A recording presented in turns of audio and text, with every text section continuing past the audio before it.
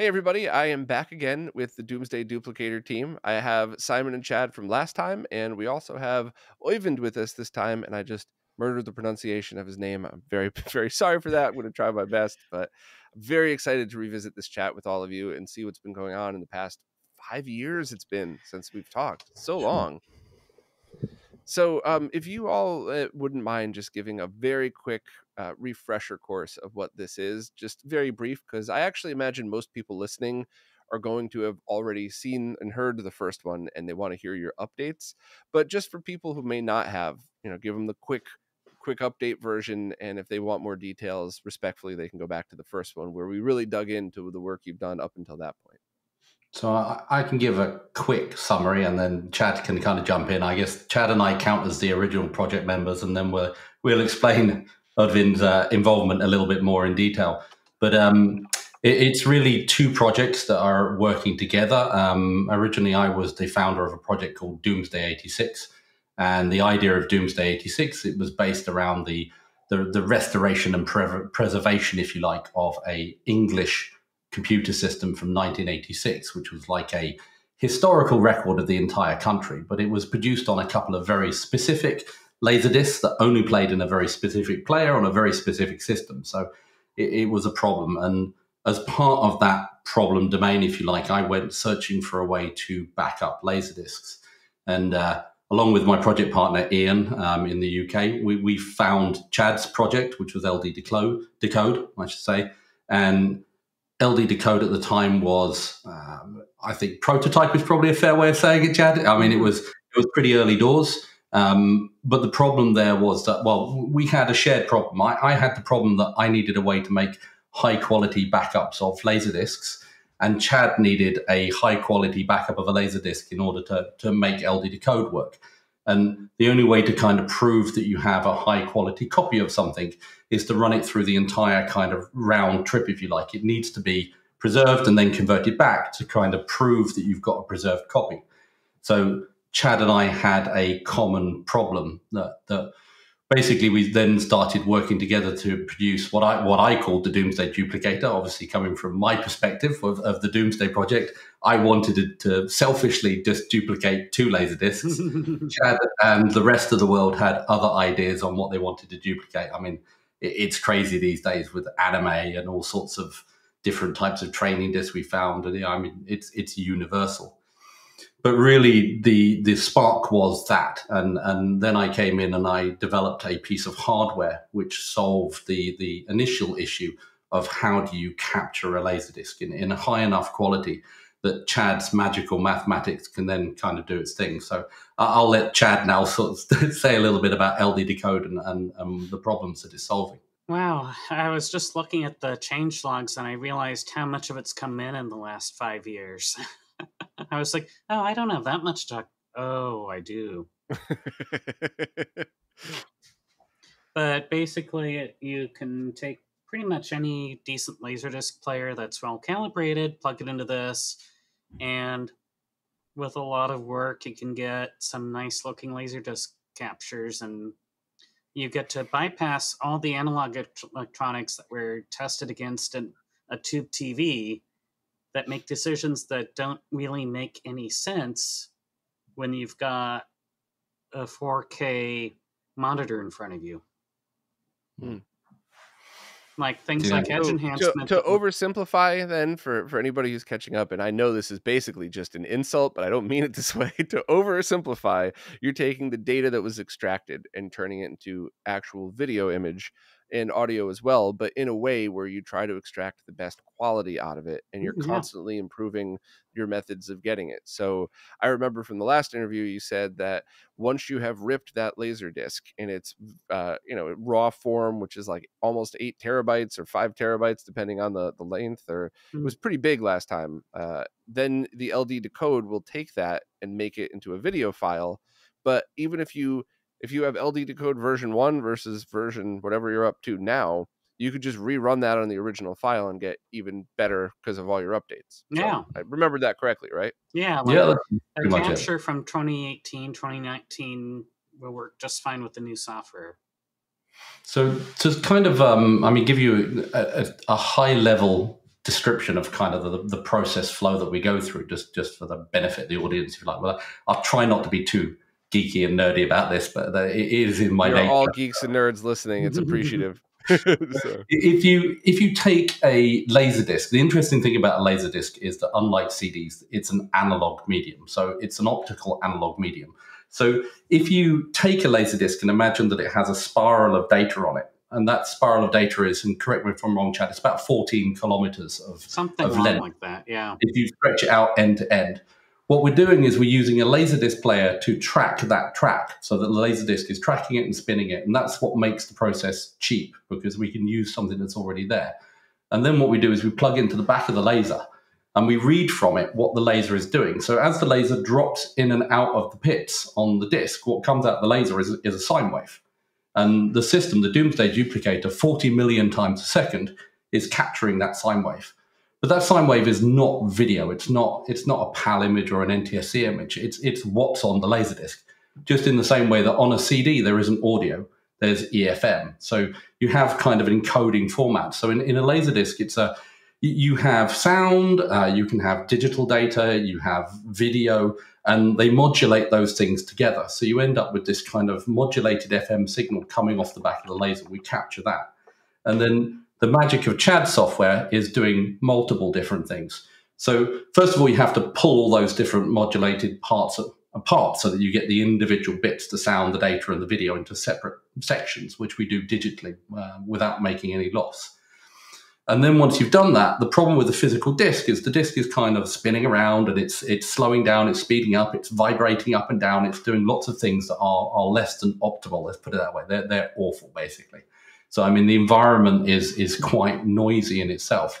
So because the disc isn't constantly rotating, you have a problem in the fact that the timing comes out. So if you look at the image, it would actually be sort of wavering all over the place as the disc jitters and moves. And the issue with that is that a LaserDisc player would have a restriction that it would need to do that in real time. It has to correct all of that stuff and get it through to the end of the process and produce a picture as fast as the picture is moving, like 25 frames a second or 30 in the case of NTSC. So we were able to we made an early decision in the project that our aim was not speed, our aim was quality. So it didn't matter if it took the system 3 days to decode 10 minutes of video, we didn't care. What was really important was that when we did this time-based correction, as it's called, to get rid of all this jitter, it was as accurate as possible. And because we took an image of the disc, you can throw the image of that disc through the process as many times as you like. The original image never degrades once you've captured it. So it basically means we're able to capture test discs to begin with, the GGV discs from Pioneer, which are just test signals. I mean, they're not the most compelling viewing when you're watching TV. It's not Netflix. But what it means is that we have a known input that we're trying to get the output to match it as much as possible. So the great thing is that over the years, I mean, I remember Chad and I dancing around our virtual rooms, when we got one test card with bad color and it was kind of leaning to one side, but at least it looked like a picture. And now from the project, we can get really advanced. I mean, we have like the PAL transform decoders running, which just, they reproduce the original imagery so much better than a LaserDisc ever could do. And it was really important for me from the Domesday perspective, because on the Domesday, they were PAL LaserDiscs. And LaserDisc kind of, up until the mid-80s, there was PAL LaserDiscs, and then there weren't, basically. But the NTS discs, they continued to be developed, the players continued to be developed. So NTSC discs or NTSC players were a much higher quality. But actually, technically, PAL is a slightly better picture quality. I'm probably going to get killed online for saying that. But PAL is pretty and lovely, and NTSC is never the same colors. We know this. So what we were able to do in the process was actually then produce PAL imagery that was better than any PAL player ever produced. I mean, like, we can produce the images from the original Domesday LaserDiscs better than any player was ever able to do it on the planet, bar none. And actually, shortly after that, we kind of caught up with the NTSC side of things now as well. So I would argue the output from LD Decode is so good, it outperforms any LaserDisc player on the planet, because the LaserDisc player is completely in software now. And that's including so just including if the player that you're using to rip it isn't even the highest quality player, because you're not actually using the circuitry on it that plays the laser disc. You're really just using the laser and the circuits that cause the disc to spin in the correct speed, correct? Yeah. So it's a game of diminishing returns, really, because if you have one of these high-end Pioneer players that cost $1 billion yen to buy, and you don't know how to calibrate it, clean it, and make it work properly, my $10 LaserDisc player that I've calibrated will outperform it hands down. So it really is a case of like how well the LaserDisc player performs in the first place, and then what that means is that we kind of picked a industrial player that was produced quite late, up until about the year 2000, and was quite easy to work with. And part of the project was me sitting down for, I don't know, about a year and a half and learning how to repair and calibrate LaserDisc players to bring them back to factory spec. So a factory spec reference player, one of our LDV 4300s, if it's calibrated, it will outperform anything. I mean, unless you've calibrated the player, you will not get as good a picture from it. And if you can get a good picture from the player, what you get out of LD Decode is even better, because the player's electronics are not in the way. So what we actually can do is that we can, instead of guessing about how good a player is, we have this thing called science. So instead of all this nonsense about people, if you rest a rock on the top of your audio cables, the sound gets better. And, if we just got like half a frame less and blah, blah, blah, blah, blah, what we can do is put a test disc in, run it through the player, and from the LD Decode output, analyze that back into signal to noise ratio graphs, into dropout graphs. We can actually see whether your player is better than my player. And we can actually see, as we run through different discs, we can compare two identical discs to each other and see which disc is the better quality. So that was kind of the beginnings of the magic. But then we got an additional piece of kind of Harry Potter going on, which is a process called stacking. So once you get a disc and you make a copy of it and you run it through Chad's time-based correction so that everything is lined up, you know where it's the start and end of every line is. So if you then take another disc that has the same program on it, the same mastering basically, you run that through the TBC. What you can then do is you can take both of those and overlay them over each other and have a look at how they compare. So we can actually take up to 64 copies of the same LaserDisc and average them together. We can error correct them by comparing them, like just voting between them to see what should be there and what shouldn't be there. So we can spot when errors have occurred on the disc, and we can spot when that was actually an error in the mastering. And then for each one of these different discs we've got, we can average them together or median them together and work out what the original color dot should be. So instead of doing error concealment, which is what a LaserDisc player does, if there's a dropout, it will cover it over. We can actually take the information from 64 discs and add it together. We get more information. And that means we can gradually work back to the quality of the master that was used to make the LaserDisc. And if you put those two things together, it blows the pants off of anything that came before it. I mean, it's not possible to do what we do any other way. And I think I keep saying time-based correction, but actually the thing that would, if I was to write something on Chad's gravestone, it would be "Thank you for the time-based corrector." You're welcome. It's actually the thing that also kind of segues into what Øyvind is doing as well, because that time-based correction technology and the FFT technology is not just applicable to LaserDisc. It's applicable to any recorded media that has jitter and motion in it, like video cassettes, for example. So there's a lot of commonality. Once you've got to the time-based correction point, everything after that in the chain is pretty much the same, no matter what media you're originally using. And that's where the kind of commonality comes with the different projects. I realize I've been talking quite a lot now, so I don't know, Chad, I'll give you an opportunity to say what you want to say about this. I mean, that was just kind of trying to give you a feeling for what we've been doing. Yeah, I don't have too much to add, except now we mostly decode the digital data too, which ironically is an actual CD. It's encoded just like a CD. The protocols are the same. It's not CD quality audio, it's CD audio. Yeah. And have you found many discs with that stuff embedded on there? I know you've worked on the some of the LaserDisc based video games as well, and some the original project. But do you find a lot of discs with digital data on it? Yeah. Not too many have digital data, but some like LDG, that side codes that I haven't processed yet. I forget if that's been processed. I'm probably going to rework the CD stuff in my time scale relatively soon, which will be sometime between now and the end of next year. Mm-hmm. Where, but that's mostly digital audio then. yeah, So 5.1 audio tracks or stuff like that. Okay. 2.0, just the 2.0? CD. Digital audio is digital data. It's just how Right. you interpret it at the end. I mean, the interesting thing is that the original VP415 players used in Doomsday, it's a small universe that we're living in here. So the original VP415 was developed by Philips in Holland. And at the same time in their R&D, they were developing this little technology that would be known as CD-ROM. So the type of encoding that they were doing, they were building ICs to do the real-time decoding of EFM, a type of digital modulation, or an analog modulation that produces the digital data. And the EFM chips that they had at the time in prototype were actually used in the VP415. So the very first disc to commercially feature digital data was in fact Doomsday. And it used the same standard as CDs because Philips were developing it, and they were the ones that developed CDs as well. So what happened is that they basically put analog information onto the discs that was EFM encoding that could then be converted back into digital data in the case of Doomsday.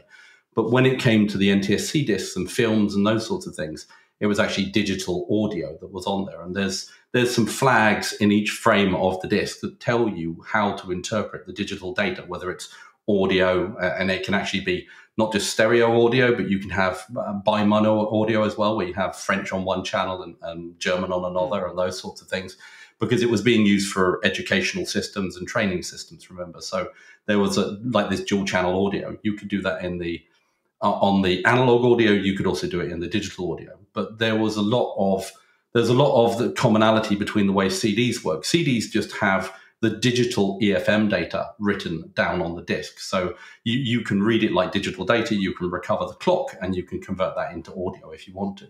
But the EFM decoders that are in LD Decode will work with CDs too. If you drop a CD into a LaserDisc player that can play CDs and pull the EFM from it, you can actually convert that back into sound using LD Decode. We did it embarrassingly with some share tracks, but you have to use something as a demo. Yeah, But, I believe in the last interview also you used the disc skipping as a way to demonstrate that or to explain that, where anybody that has disc skips or pops or clicks on it when you're listening to CDs, that's because the player doesn't know what to do with the potentially damaged area, but because you're not playing it, you're reading it, and then but rebuilding it after the fact, you're able to recover CDs that might not play properly, but all the data could possibly still be there. Correct? Yeah, and you could also stack them as well. So if you had more than one copy of the CD, you could work out what was in error. So I mean, the potential for CDs is more, but it has to be said that because CDs are by default a digital media. I mean, the information is digital. It's much easier to pull that out. You don't have to go to the lengths that we do with LD Decode and Domesday Duplicator. But there are reasons why you might want to do it, especially when it comes to copy protection and those sorts of things. If you want an accurate copy of the disk, because the Domesday Duplicator process doesn't fix anything. It will pull the disk and it will take scratches and everything.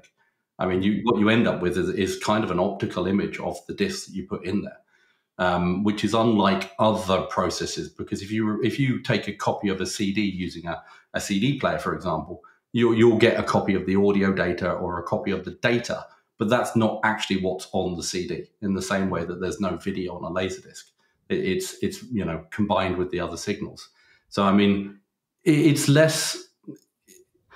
a more expensive route to take with less gains on CDs. Where with LaserDisc, because it's an analog media, you have no choice. You have to do things the hard way if you want to do it right.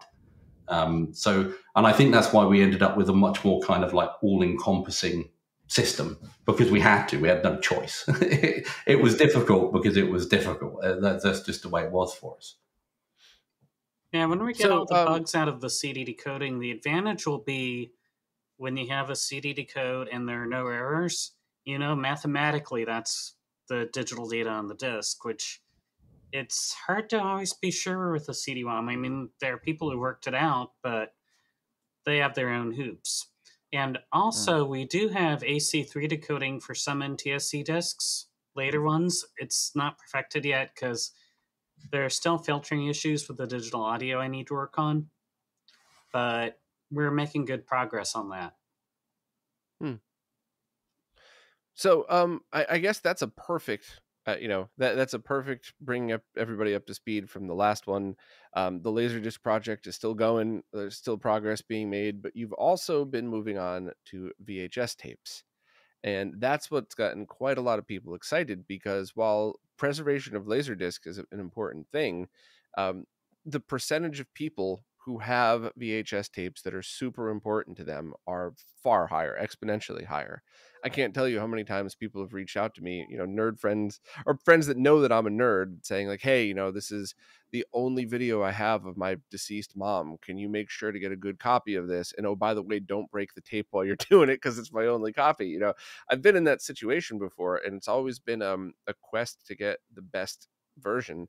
And I've even been revisiting that lately for 2023, because what's available to you, the tools that are available to you, are constantly changing, sometimes for the better, sometimes not. Sometimes you have to find older equipment and older capture cards that could end up dealing with this. But as you were explaining before, Simon, there's no possible way that you could get as good of a recording if you just hit play on a VHS player than you would using methods just the same way with Laserdisc. So, maybe now we could kind of switch over to talk about the status of that, how that all works, and now we could drag Øyvind into the conversation as well. I think we can hop straight over to Øyvind, actually, if you want to comment, Øyvind. I mean, you're the one that's at the spearhead of the video side of things. Yeah, thanks. So for me, it kind of started. Basically, I many years ago, I studied computer science, and I started getting a bunch of health issues. So I kind of dropped out before finishing it completely. And some years ago, I was still working out some things, and I was desperately looking for some work I could do part-time, and I ended up in some local business that was dealing with digitizing VHS tapes and other things. So that kind of got me into the whole digitizing kind of game. And as someone already within computer science, I kind of felt that the whole I felt like there was kind of a lack of tools to really do this properly. Like people were really relying on really ancient devices and capture cards, and you need like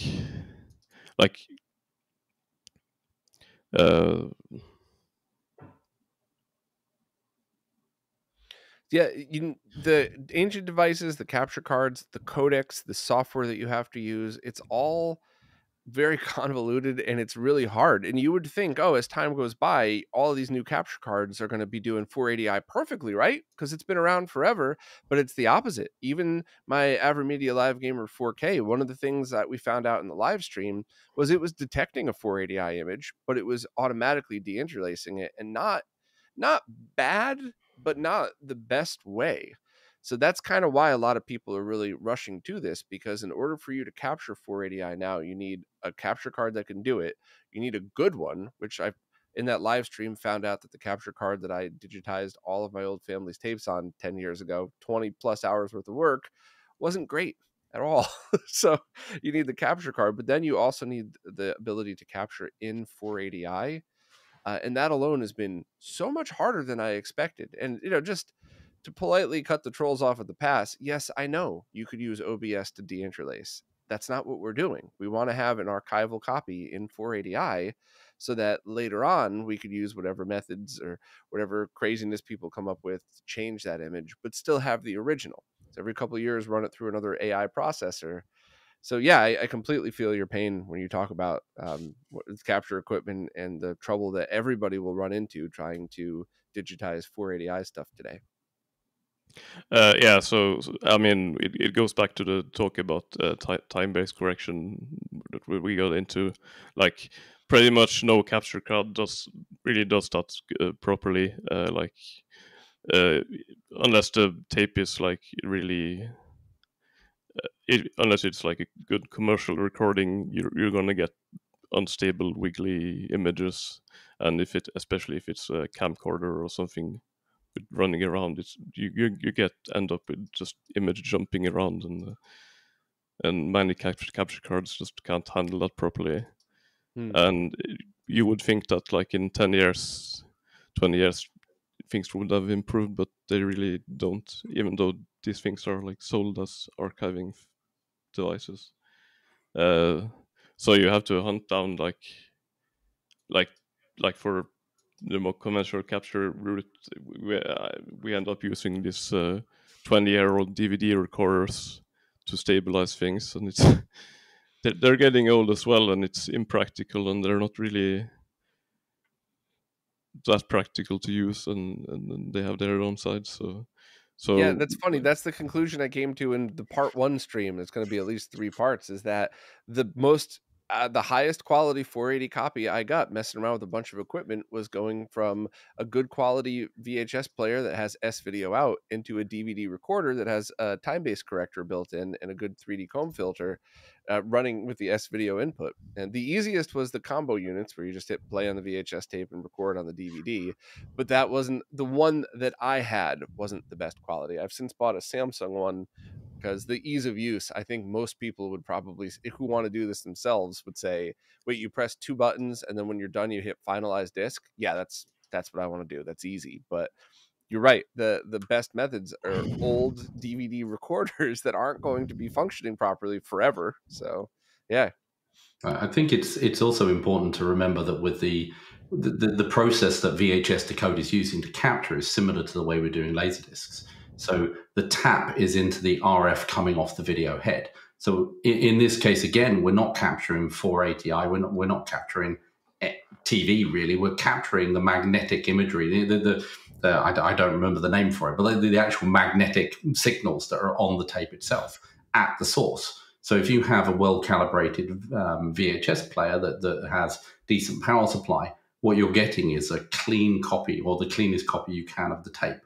And that means, again, that when you run it through all this process, once you've captured it, you've captured that tape. You don't need the tape to work again. Effectively, if it's a one-pass thing, like we know from projects like Kaleidoscope in the UK, they bake the tapes to try to get rid of the moisture and the mold, and then they run them. And sometimes, the ferrous material falls off the tape when it gets played. You have one chance to capture it. So you don't want to capture it by running it into a TV picture. You want to capture the magnetic flux. That's the word I was looking for, the flux that's on the actual tape itself. And once you've got that, you've got it. So, I mean, it's a little bit more difficult to do the magic that we do with some of the LD Decode stuff, because the clock speeds and the bandwidth, if you like, in LaserDisc are a little bit wider. But exactly the same thing applies to tapes. I mean, if you can capture once and process many, that's really what's in there. But there's a lot of special things. I mean, just like on the front end of capturing LaserDisc, there's quite a lot of special things to do with LaserDisc.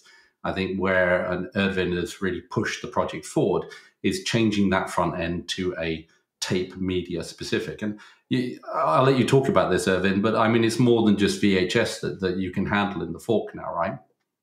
Yeah, we have a bunch of different things. Like you're talking with baking, that's not so much VHS, but it's more U-matic specifically, and older open reel formats, which the older tape formats, which are really subject to the tape. So we're not recommending you throw their wedding videos in the oven just yet. Then. Yeah, because those things, some of those tape stocks really have problems with falling apart. So you only really have like 1 or 2 chances, and also not so much with pneumatic maybe, but some of those old formats as well, like especially with the more but consumer-oriented ones, like you have Philips VCR and what's it called, EIAJ, like the old open reel things that sold consumers. You had basically the newest players are from the 1970s, so you really don't have any good players for it. So the software decoding can just do a so much better job than anything 1970s electronics can do. I mean, with VHS players, you have them at least going into the 2000s, even though they kind of skimped on improving them after the mid 90s. But yeah, and also going back to the time-based correction as well, like even that you only got it in some high-end players in the mid 90s, and anything after that was really just because then like high-end video was all DVDs, so VHS was just an afterthought. Yeah, no, that's true. So when you're doing these and when you're building this into a VHS player, is it like LaserDisc in that you're essentially using the power supply, the spools to spin the tape, and you don't, so the fact that it might not have S-video output or something like that doesn't really matter? And what do you look for in a VHS player to start this project to make sure it's good enough? And I guess, are there better and worse, or like, do you have like a median standard that you use for when you do this? I mean, the outputs don't really matter that much. Just as with LaserDisc, we sort of connect to some test. Like nearly all VHS players have a test point somewhere that you get access to the FM signal out from the head amplifier that amplifies the signal from the video heads. So we connect that to that signal to either you can either use the Domesday Duplicator like with LaserDiscs, or many people use this cheaper option, which is to use a basically we use a modified capture card, sort of. This is older PCI capture cards, which someone managed to modify the driver to capture raw signals with. So you can basically use a $10-20 capture card to capture raw stuff with, which is pretty neat. And with the capture card method, does that capture it directly onto the PC that the capture card's installed in, or is there like a separate thing that you use in order to do that? No, it goes directly to the PC, although it doesn't do it as well as the Domesday Duplicator. So you need to sort of do some mods and maybe use an amplifier to get a good result with it. But it's a lot cheaper than using the full Domesday Duplicator. We should have mentioned before, I briefly touched upon it, but the Domesday Duplicator is using an FPGA-based dev kit, kind of like the one that's used for the Mr. FPGA project, but not the same one. I made that mistake on a podcast once talking about it. And then you plug in a hard drive to it, and it doesn't have to be some crazy NVMe hard drive. You could use a mechanical drive, but when you don't plug in you plug it into computer. Yeah, so by USB. The Domesday Duplicator is basically a sandwich. Actually, I have one right here, so I can hold it up to the camera. So it looks like this. You can actually see it's 3 boards joined together, and the reason for that was to make it cheaper for me to develop. So the bottom board here is a DE0 Nano. That's an FPGA that has some RAM on board. It's basically for development. The top board is a USB 3 development board from Cypress. So that is the throughput to the computer. And then in the middle, with this nice BNC connector, is the bit that I developed, which is the ADC itself, the analog to digital converter.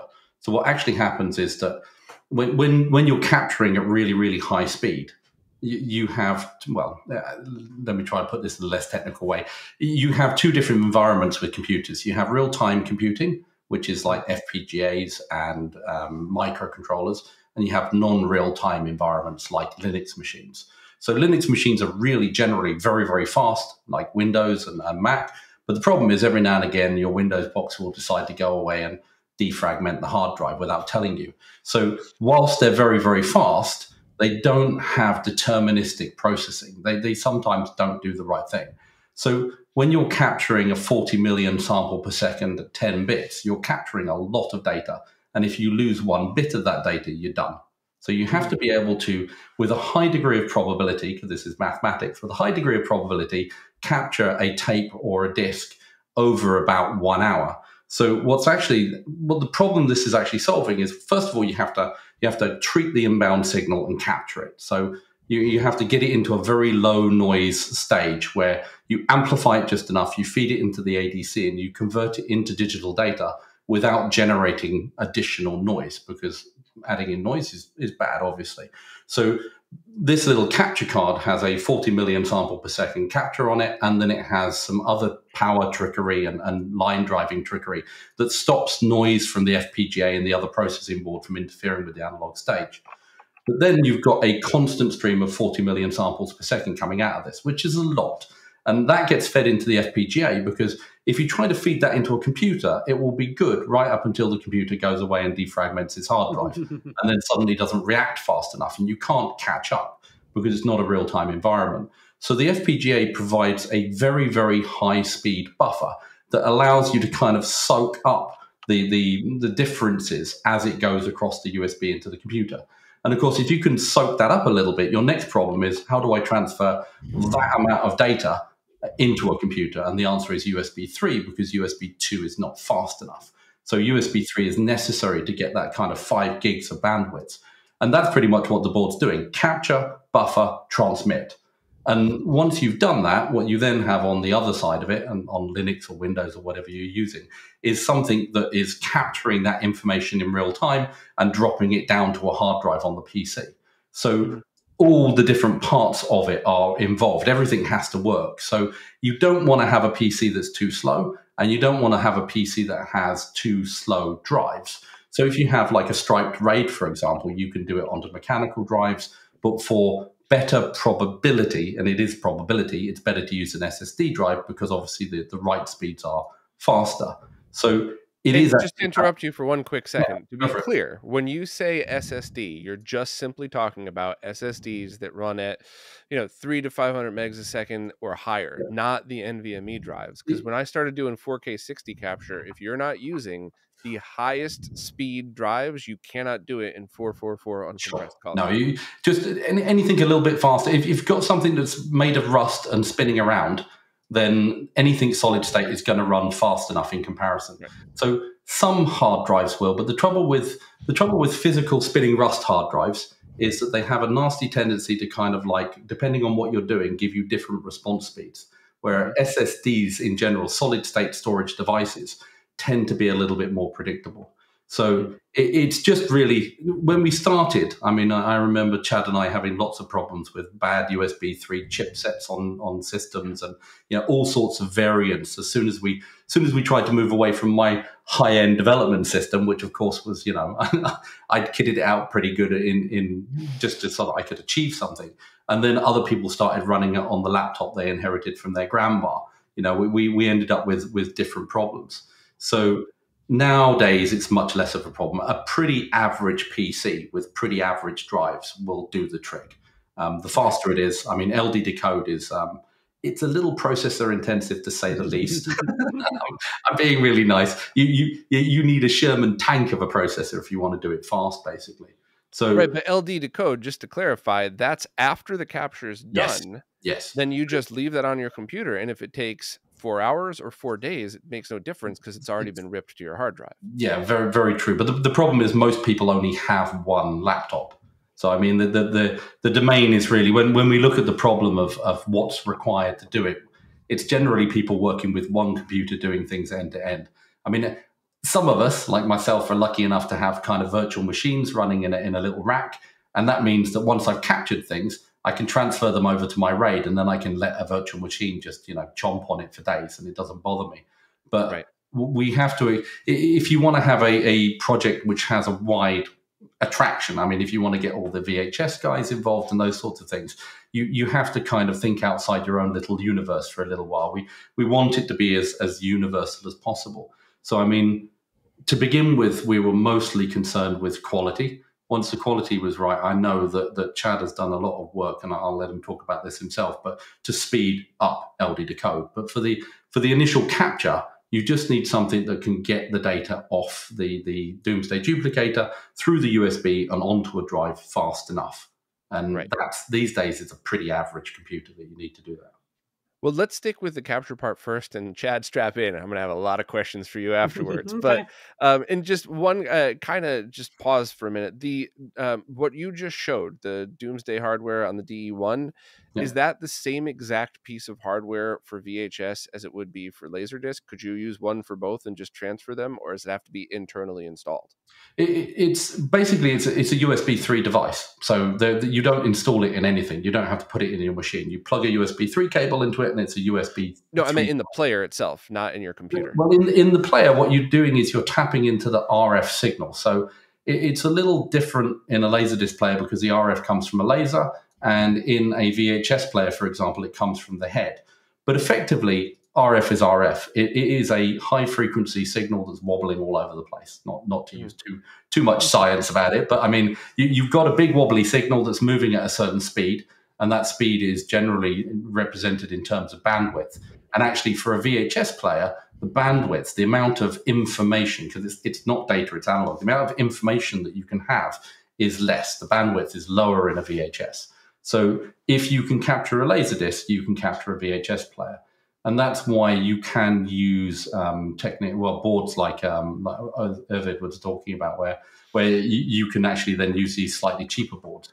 But the Domesday Duplicator was purpose designed to do just one thing, and that is capture RF information at speed, with a great deal of accuracy, with an extremely low noise floor.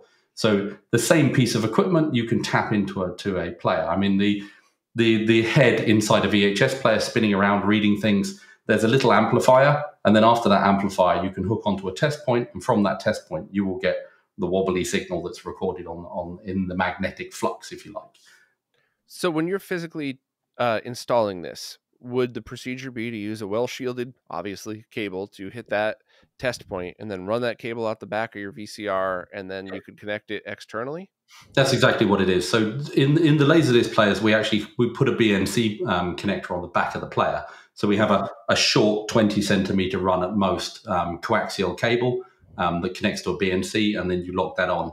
And it is impedance matched with the Domesday Duplicator. So this is going a bit technical, but this is the info we're definitely going to want to need. So you basically you have it's a 50 ohm impedance that you have on the Domesday Duplicator. It's a 50 ohm impedance that you get from the test point that you hook onto. So your cables, your BNC plugs, everything has to be 50 ohms. And you can correct me if I'm wrong here, but I mean it's pretty much the same procedure for VHS as well. Yeah. That's basically if you want to fully modify a player, it's a similar procedure. Yeah. Although I don't think the test points are strictly 50 ohms, but sure. And when you're modifying these players, so LaserDisc, VHS, do they still actually operate as players, or does that remove the functionality when you tap into it makes no difference to them at all. I mean, effectively what you're doing is extending a test header. And if there's nothing connected to that test header, it has no effect. But actually, with LaserDisc players, I mean, I don't play with VHS players very much, just LaserDisc players. It makes no difference. You can capture whilst watching the output from a LaserDisc player. The interesting thing is that if you happen to be in I don't know, the land of NTSC rather than the land of fairies of PAL, and you can't get hold of a PAL player and you want to capture a PAL disc, then you can actually, with a few players, you can put them in service mode and they will play a PAL disc, even though they have no capability of displaying the video that comes from it. And if you have a Domesday Duplicator attached, it doesn't care what the player can and cannot do, which is why you can use a bog standard player to capture these special Domesday discs, because who cares what the electronics are after the laser.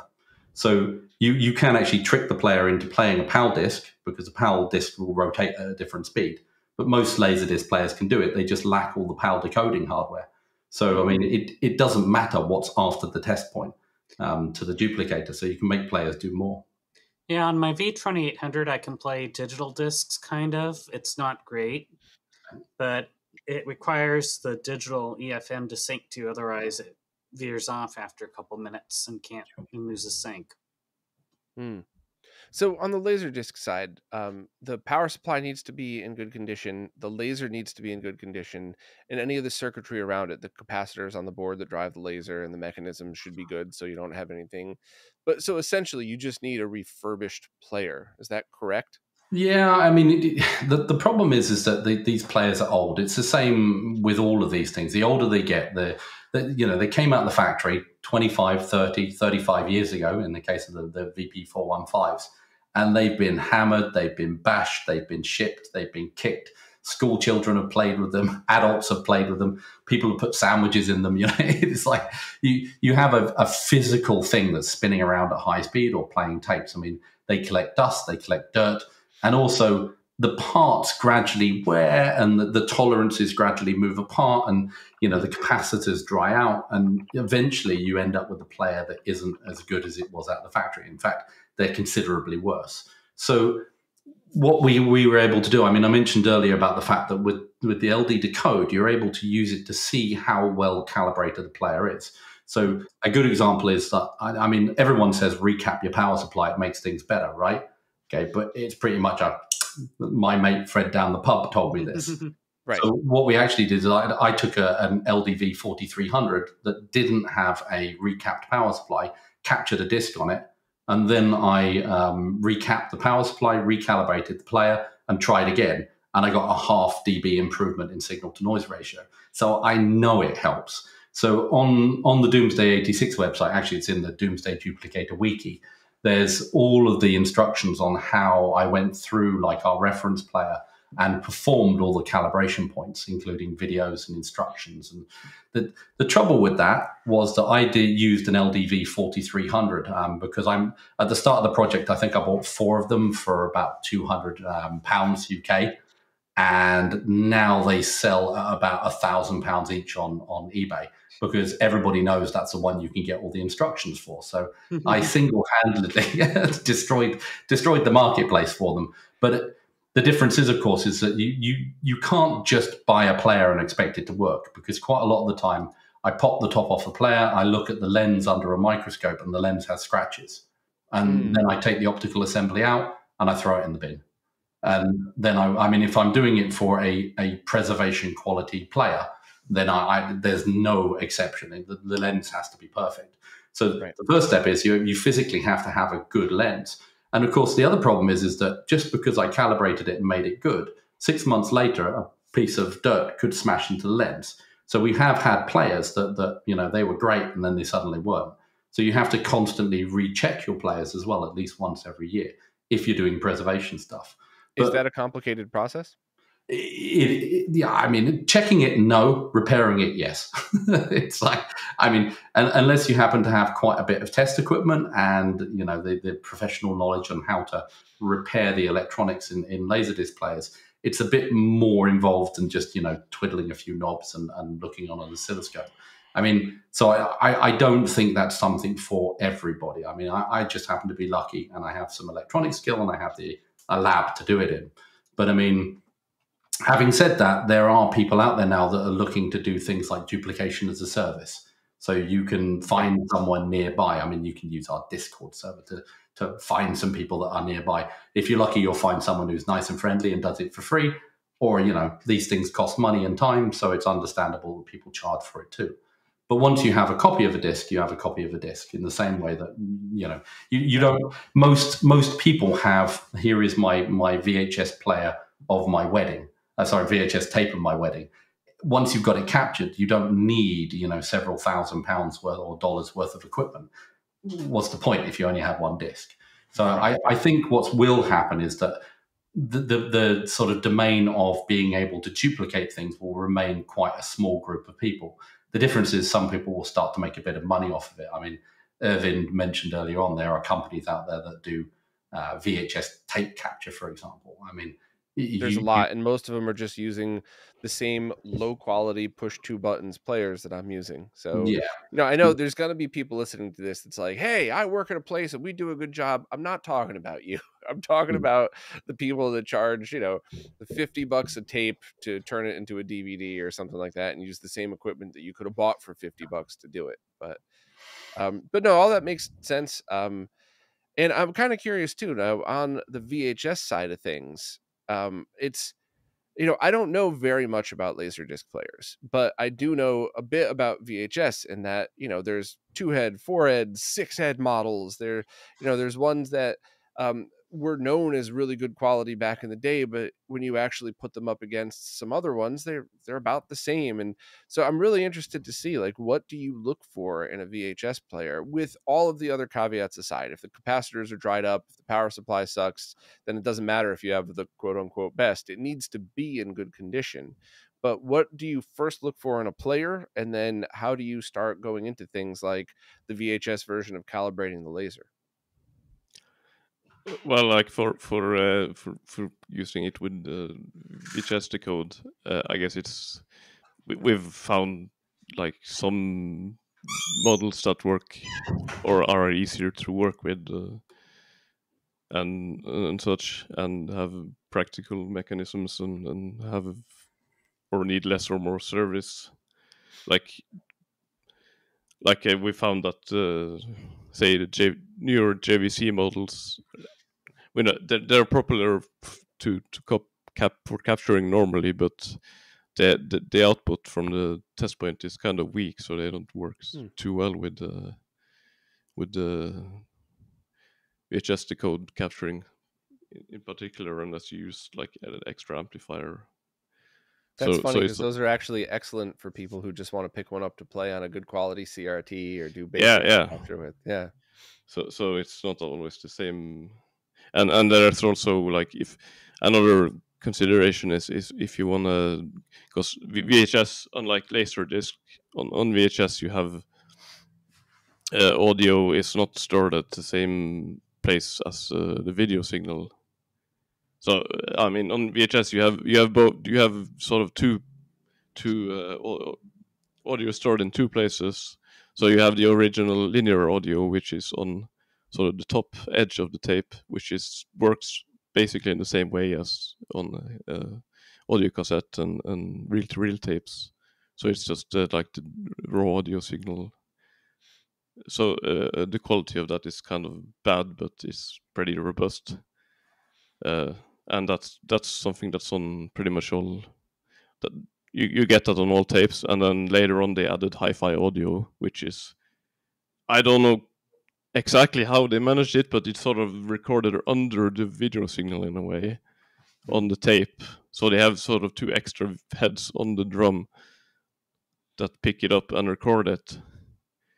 So you sort of have, if you want to record all of those things, you sort of need three different signals, record three different signals at the same time. So unlike the video test point, not all VCRs have a easily accessible test point for the RF signal for the audio output. So that's also a consideration. If you want to, I definitely want to talk about audio in a second, and I'm gonna probably ask a bunch of questions about that. But just to go back to which VHS players are better or worse, does the 2-head, 4-head, 6-head thing mean anything when you're tapping the RF output like this, or is that? Yes, that it does have an impact. Like especially for PAL decks, maybe more than NTSC.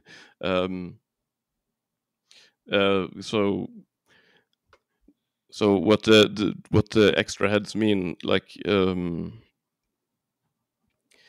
basically when you it's for, especially for they have two different sort of purposes on VHS decks. One thing is to record slower this sort of slow SLP and LP speed better, and the other purpose is to give better output when you do like fast forward and pause modes. So that second thing isn't very important when you're capturing, but getting better getting better playback in SLP and EP modes is important if you're capturing tapes in those modes. So usually also, but with some exceptions, models with hi-fi will also have 4 heads. So.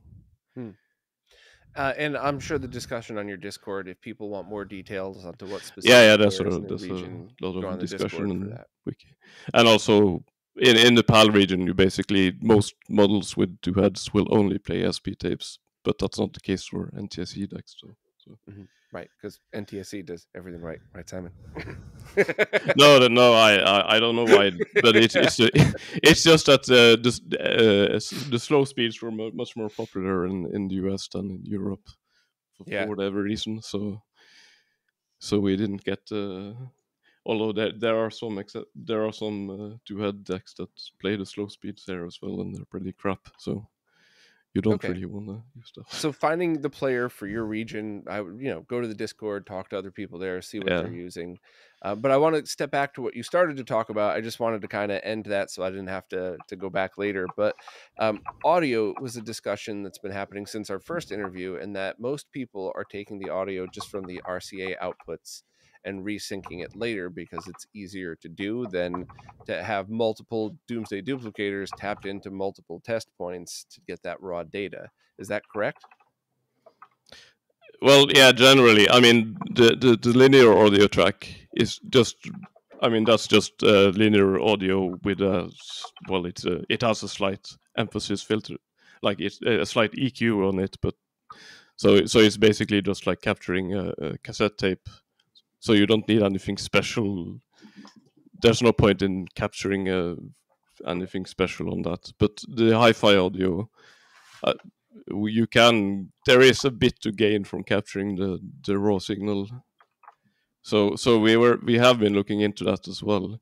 And one option to sort of not need to use too expensive dongles is we've been looking at using this soft SDR radio thingies to capture the signal, since it doesn't need as much bandwidth as the video signal.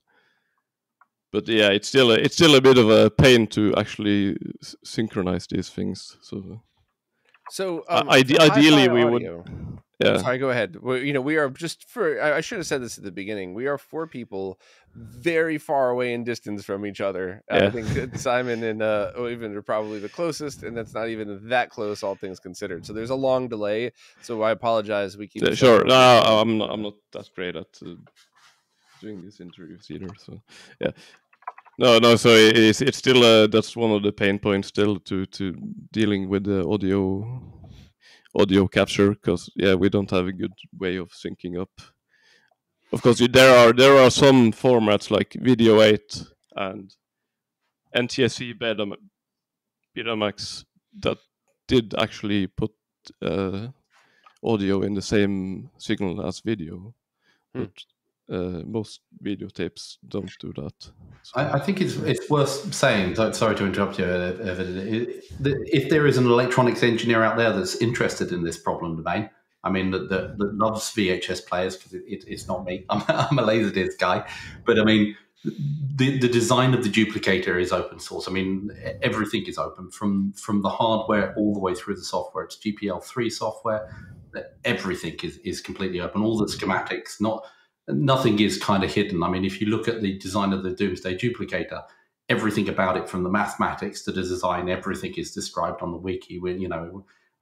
Everything is completely open. If someone enjoys this problem domain and wants to look at the problem of capturing multiple RF points with a synchronized ADC, then, for the love of God, put your hand up and come along. We'd love that. Even if you're not interested in LaserDisc players, it's fine. But the problem is, for me, it's kind of I don't have a big pile of VHS players, funnily enough, because I don't really have any VHS cassettes. My interest was LaserDisc, and that's what I designed the hardware for. But there's nothing to stop someone from coming along and focusing on that particular part of the project if they want to improve it. It would help. Hmm. Yeah, that's definitely something that it's a solvable issue. Like it's Yeah. So just to separate though, hi-fi audio is not something that you would find for people's home movies, right? well, no, I mean it's not something you would need to have. You would have needed to buy a pretty expensive like camcorder, at least if you were using a VHS camcorder to get hi-fi audio. Although what you could have maybe gotten is if you had a somewhat fancy VHS player and you were dubbing tapes on the VHS player at home, you would like get the hi-fi audio on the dubs Okay. from whatever you're dubbing to. Yeah, so I think while the goal is always to chase the highest quality signal once so that you could process it later, yeah. using MD4A approved audio capture cards would probably be something that would get us 99% there.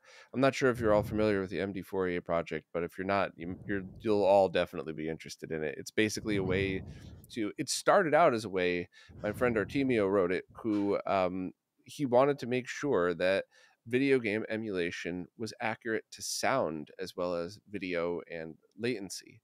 And it was all subjective up to that point. A bunch of super smart people working on it, but he actually created a tool that allows you to analyze the audio signals down to a level way deeper than the human ear could ever hear.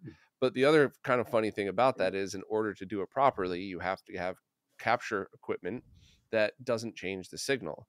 And we found that there are very few audio capture cards that give you a true as close to one in the analog world as possible. We all know analog's impossible to do true one-to-one, but there's very few cards. And on top of that, you could only use Linux, Mac, or Windows 7. You can't use any of the modern versions of Windows change the audio in a certain way, where for archival stuff and for analyzing for video games, it might be important. For archiving your tapes, it's totally different. There's no possible way you're going to have a VHS recording of a conversation like this that's going to sound different based on that. But it was a rabbit hole that was so fascinating to go down. But how it applies to this is, get yourself a Motu M4, put the RCA inputs to the RCA outputs of your VHS player, and you're most likely you shielded cables, and you'll most likely get as close to a representation as possible as one could expect realistically with analog signals. So No, but that's interesting, honestly, because I, at least reading up like the audio side of VHS and videotapes is, I feel it's been sort of done, not talked about enough on the forums and internet sites, at least from what I've seen. Because yeah, there's at least a lot of like newer players don't do it very well. So interesting. Yeah, so that's when the quality of the player, the quality of the audio side of the player and the audio circuitry would really matter. So unlike the LaserDisc player, where if your audio video output, you could just turn that off if you're just recording it, like you were saying, a PAL disc and an NTSC machine or something, it's way more important to get a VHS player that actually is decent enough quality, at least on the audio side, for this to happen. well, it's just it's in particular on the linear order track. The hi-fi is pretty decent no matter what, it seems, but there can be differences there as well with the tracking. But I noticed the linear audio, at least on many of the newer, like the 2000s decks, is kind of not great, and there is also issues with calibration and alignment.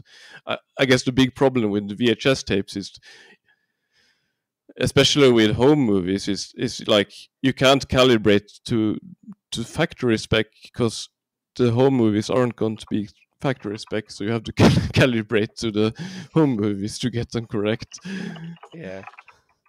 Yeah, that's funny. So when you're when people are doing this now, somebody was telling me, somebody I follow on social media, Krista, was saying that they were using a I think it was RF actually, but the whole point of it was that it adds a time code to it, so that when you use it in conjunction with the Doomsday kit, the audio quality, the quality, in my opinion, might not even matter at all. It's just the point of getting the audio perfectly synced with the video, and maybe at the same time you use an MD4A approved interface and then just replace the audio track in post. But at least you have it synced.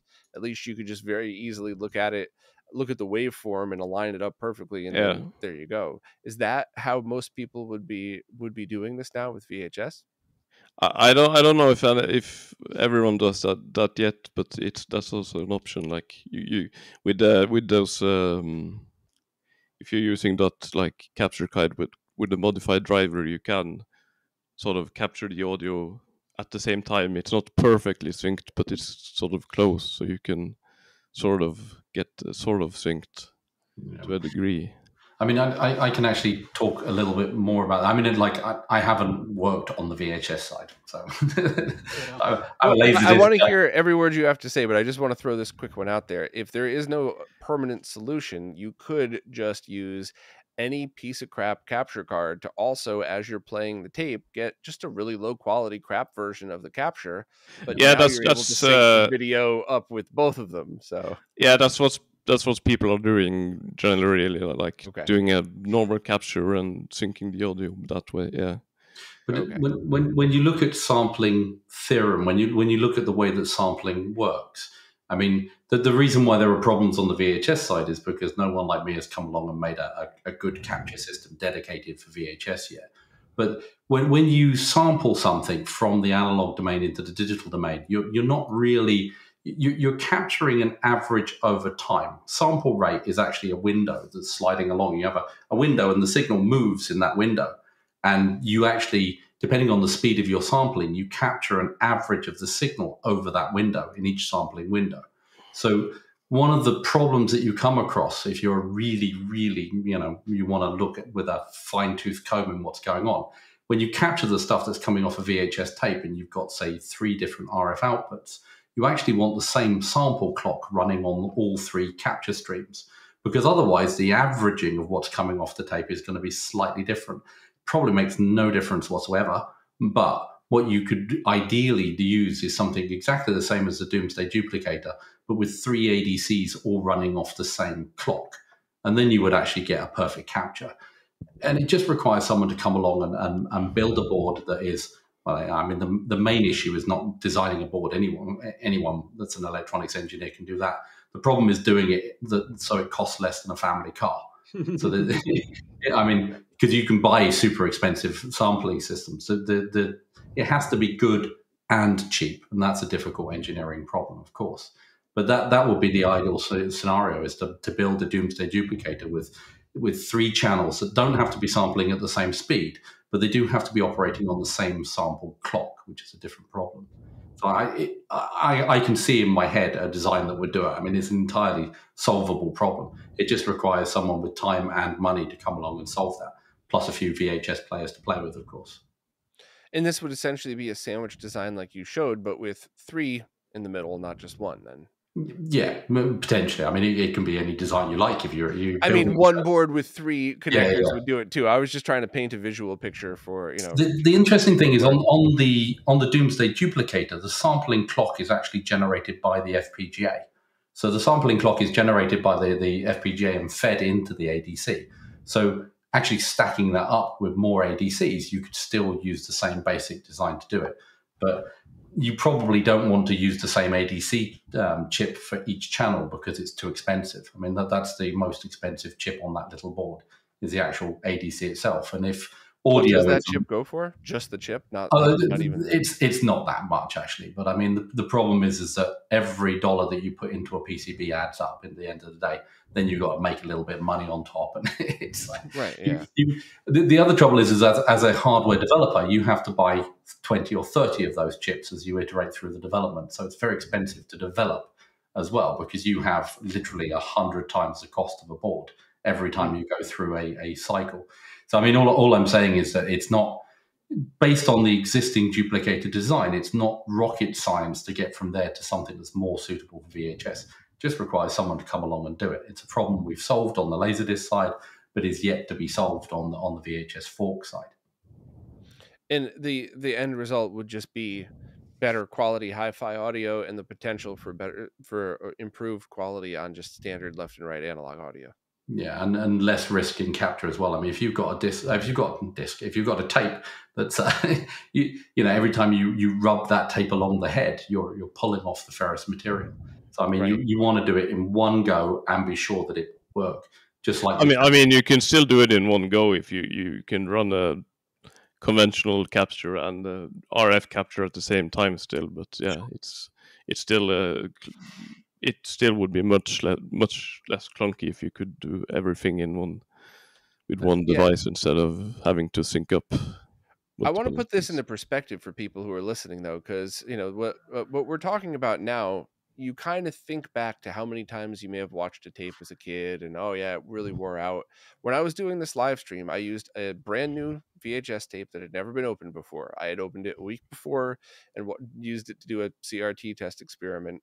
I had rewatched the beginning part once to put a funny thing up on social media, and that's it, twice. And when we did this stream, we played it 10 times, maybe 15 tops, including the first two I just said.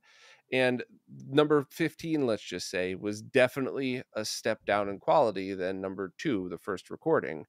And it wasn't like, oh, well, this tape's garbage, but it was still, when you sat them, when I did a comparison pile up afterwards where you had all of the captures on the same screen at once, it was very easy to tell which was the first capture and which was the last.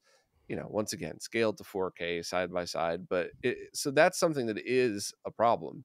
And that's another reason why I want to beat a lot of this stuff to death, because this is the dumbest story ever, but there was one tape that we had as a kid where my dad made some dumb dad joke that wasn't even that funny, but that was a memory that has been burned into my brain forever. And when I found those tapes, I had forgotten that we had been recording. It was on a Ferris wheel, and I was like, oh, that's awesome. And I got it to record, and I realized that I had the wrong setting on the crappy capture card I was using anyway, rewound it, and the tape broke. So the only thing I have of that stupid, useless memory is a low quality capture. So I wanted to take a moment or two to beat this to death, in that trying to get this thing captured in as few passes, if not one pass, as possible is absolutely imperative, not just for archival stuff that movie studios might have where they got to bake the tape first, but for your own memories that are important to you. So yeah, if it sounds like we're being extra critical and over the top about this, we are, but for the correct reasons. So, right.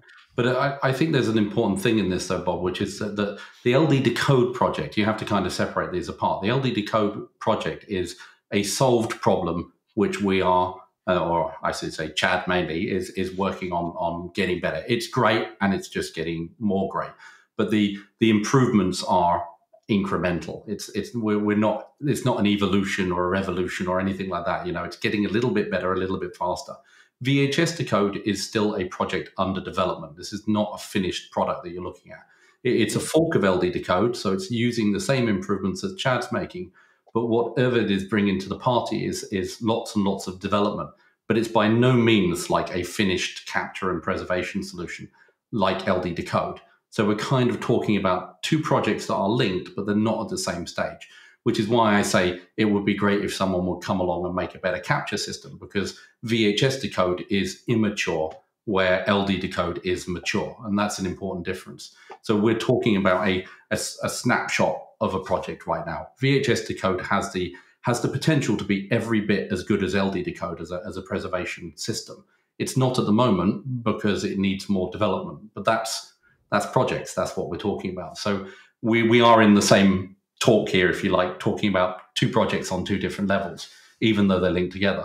So I think all the things that you're saying about VHS Decode and Øyvind's kind of view of it is a project under development right now. We need more people to come along and help with it. And then that's true. Yeah, I think it's also important to remember that these things, well, both projects,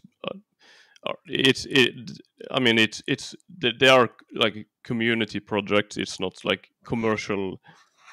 It's not a commercial product that someone is selling. So if there's something missing, or if this part of it is not working or something, it's because it's not been done, or it's not because So some people are sometimes treating it as it's some commercial project that's missing a feature, or it's bad, or trying to compare it to commercial solution. So Both LD Decode and VHS Decode are worth every penny you pay for it.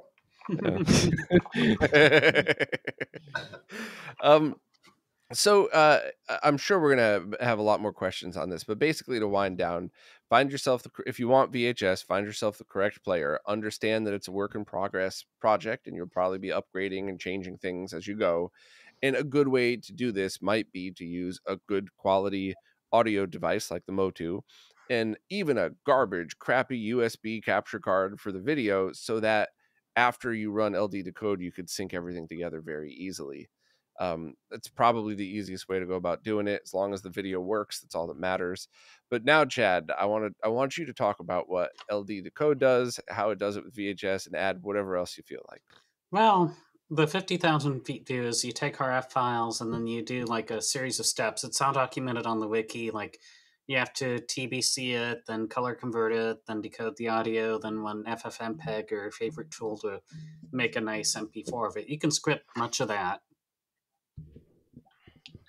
Okay. But when you're doing this with VHS, you're reading the signal, and basically what you're doing is trying to extrapolate video information from that, correct? Yeah, so you basically, what LD Decode does and VHS Decode too, I haven't actually done any work on the VHS yet. I've always been meaning to. I just haven't done it. Sorry. But it's the same software, Yeah, right? it's a fork of the same software, yeah. And so you end up with a 480i 4x3 file, right? Yep. And so that you have all the digital information on that, and then you could people could take that from there. So what I guess there's the couple of first questions are for people doing the VHS side of things. It's still a new project, so just running it through, everything should be pretty straightforward. But if somebody had listened to the previous interview and they built themselves a Domesday Duplicator and they had ripped a LaserDisc, and it's an oversimplification, but it's going to be easier to say that than anything else, and then used your software then, would you actually recommend rerunning that on the original file today based on all the updates from past 5 years? Yes, that's a Absolutely. big yes. Okay. So what were some of the changes and improvements that you had made? Well, we've had some video decoding improvements. It now can decode the digital audio tracks. Not perfectly, there are some errors, but it knows where the errors are, and usually it pads them out. So it still sounds really good. It's just not perfect yet. Okay. But you get a good sound, and I think the picture quality's improved too some. Almost certainly since 2018. There's been a lot of work since then. I was looking at the changelogs and going, wow, I forgot there was that much. Yeah. So from then though, what codec is it stored in? Codec bitrate? I mean, are you essentially just matching what a standard 480i broadcast signal would be? I'm very curious about that side of things as well, because choosing a codec, if you're not an expert in this and you step into, all right, well, what codec do I use? That is a confusing rabbit hole just in itself. Usually MPEG 4H 264 works well.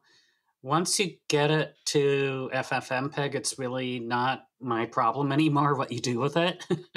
You can use any encoding codec FFmpeg has. And is there one, because when you're talking about using compression codecs, right? If you have a fully uncompressed 480i file that's a half hour long, that's gigs of info, so you have to use some kind of compression. But coming from the video game world, if you have a perfect recreation, a lossless codec of an older video game, and you compress it, you don't just lose information. It starts to destroy some of the blocky images that old video games have when you play them. So is it as strict with video content? Even if you think of things like anime and cartoons, do you really start to see a huge difference in quality based on codec and compression, or just using, can you talk a little bit about that, I guess, so people could understand where to go when they start using it? Well, you want to use a color space that preserves all the vertical information, because MPEG combines the color data from 2 lines. And with LaserDisc, each line has unique color data. So you definitely want to keep all of that. I think I can probably add something to that as well, because I mean, the LD decode process is a little different from traditional capture in that on the LaserDisc itself, once you've done the demodulation stage, you end up with not frames, you end up with fields. So it's an analog picture where you have a field and then another field interlaces and then another field. So the picture is actually moving at, let's say it's PAL and it's 25 frames per second. The picture is actually moving at 50 frames a second because every field updates the frame. So you have a lot of different things that you have to consider. If you look at a Domesday disc is about 20,000 still photographs. And if there's one thing that the codecs don't do very well for video is when you have stills on each frame and there's no progression from frame to frame because it's just a picture. I mean, the picture, the frame you're looking at has no relation to the next frame. So the LD decode process in itself is actually pulling that raw data off. In the pipeline of LD decode, it is raw RGB data effectively. We don't do anything with it codec-wise. We don't compress it. We just analyze the signal and then we produce a line and we put a dot clock against it and we pull that as pixel information at a resolution that's high enough that you won't lose anything. And then depending on the actual content, whether it came from, sometimes they were mastered from films, sometimes they were mastered from tapes, sometimes it's primarily still frame information that you're getting from it. All of these things change how you would want to represent that on an MPEG, like an MP4. So if you take Domesday as an example, you can't run Domesday through your typical codec because it will destroy every single still frame on the disk. It will be useless. You have to have something that can compress, but it has to be frame to frame compression. It can't have this kind of like, a lot of these codecs use multi-frame, look at what changed and then compress the bit that didn't change. So you actually have to be quite aware of the content. But the thing that Chad kind of alluded to there is that it's outside of the LD decode problem domain. LD decode produces a massive raw RGB file with no compression. It doesn't try to do anything clever because Chad and I are not experts at codecs. What you can then do is you can take a traditional tool like FFmpeg and then decide based on the video content what you want to do with it. Or even don't compress it at all. I mean, you can use our LD Analyze application to look at the raw information. So the type of codec that you use depends an awful lot on the source that was used to master the disk in the first place.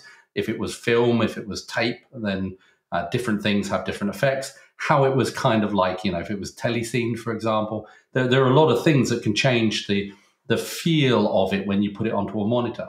Because when you put it into an MPEG-4, what you're actually doing is you're framing up the video. And the original video on the LaserDisc is not framed, it's filled. So you already have to make a kind of a cutthroat decision on how you interpret those fields into frames. It's the first thing you have to decide, like how it's interlaced and those sorts of things. And sometimes you can get away with sort of doing it at 25 frames per second in the MP4. Sometimes you have to run at 50 because you lose the feeling of interlacing otherwise that was in the video. It's quite a personal taste thing as well. It's not necessarily tech that we're talking about here. So you actually, I mean, we have some guys in the project. There's one guy I'm thinking of, Stephen from the BBC, who is an absolute expert in this stuff. So if you want some help, then we have people on our Discord server that know so much about this subject. It's ridiculous. So, but it really does depend on the original source material, what you do with it, because you're always interpreting it into something a computer can understand. Computers don't do original analog video. They just don't. The monitors won't. The computers can't. You're always making a compromise. So that's why, I mean, Chad and I had this discussion right at the beginning of the project that we only focus on our problem domain. And our problem domain finishes at the point where we have the raw data, the digital RGB. I think it's recorded in some, is it 12-bit or 16-bit? 16-bit per channel, I think. That's right, 16, 16, 16. So we go way over what would ever be necessary or you could represent in detail on a disk and dump that out. And then you suck that into FFmpeg. And then we have on the wiki some kind of guides that show, does your video look like this? Try using these particular settings. If it's interlaced material, you can try these settings, but it is suggestions. But there's a lot of material on the wiki that kind of other people that are good at this stuff. It's not really me, and I don't think it's Chad. That have actually written and showed like examples of what it looks like and what you get out of it, and how you use FFmpeg to do that processing. Yeah, I think that would be a really great follow-up interview, just to go through the compression algorithms and stuff like that as well. Because even if you don't have VHS, if you have Super 8 or any of the other tape formats, and you have your original player, and what if you do hunt down a really good, what used to be a $2,000 480i analog capture card, you can get it for a couple $100 now. How would you even go from there if you want to make sure this is archival? Because then you could go and do an uncompressed or even a lossless capture, but then what do you go from there? So I think that would be an excellent follow-up interview with anybody that you would suggest. You said Stephen from BBC is probably the person to talk to about that. He'll kill me for mentioning him out loud, but he's a great guy. But sorry, Stephen, hope to meet you soon. So, I mean, the thing to remember there, though, is that the reason for doing the capture process that we have is that you capture the raw information from the tape or the disc. So everything that comes afterwards is not important. It's really important from the perspective of being able to watch it. From a process perspective, who cares what happens next? Maybe you do it now. I mean, this is more true with the LaserDisc capture right now than the VHS. But if you capture a LaserDisc right now and LD Decode completely messes it up, who cares? In a year's time, it will probably do it perfectly, because the capture that you get, and the beauty of an RF capture is that you capture what's on the media itself. And then the process is something that you can modify. So if you capture something and it doesn't decode very well, oh, that's a shame, but you can always work on the software and make it better. The original capture that you have doesn't get any worse. And I think on the VHS side, once we get this kind of multi-channel capture that we're talking about, the same will be true. You'll be able to capture a tape. And then even if the VHS decode software doesn't decode it very well, it doesn't matter, because you've got a capture. And that's the difference with this process versus traditional capture systems. Because with a traditional capture system, you capture an interpretation of the material that's on the original media. And once you've done that, you're stuck with however that was interpreted. Where with the LD Decode project, we don't interpret anything. We just capture the original information on the disk. And then what happens afterwards is a repeatable and changeable process. And it's quite an important distinction. Yeah, and I think that's really the focus here. And I think getting that original, the original rip saved to your hard drive, to your, to your server, whatever you've got, and leaving that there for things that are very important to you is the key.